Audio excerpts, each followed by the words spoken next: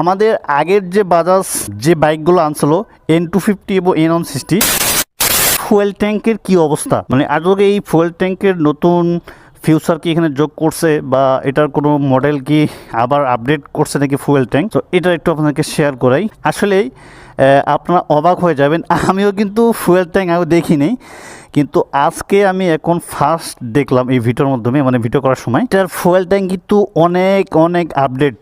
আমি অবাক হয়ে গেলাম, বাজাজ এখন এই ফুয়েল ট্যাঙ্কটা অনেক আপডেট করছে।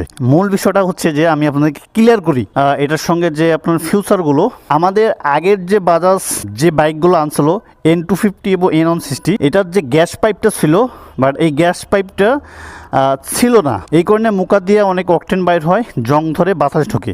কিন্তু এখন নতুন আপডেট করছে, এই গ্যাস পাইপটা এখানে দেওয়া হয়েছে যাতে গ্যাস ভেতর থেকে বাইরে যায় এবং এখানে জং ধরার কোনো চান্স নাই। আমি যেটা এখানে দেখতেছি যে অনেক, এটা নতুন অবস্থায় তো অনেক ক্লিয়ার তো আছেই, তবুও হচ্ছে যে আমি বলতেছি ক্লিয়ার অনেক সুন্দর আছে নতুন অবস্থায় যা থাকে।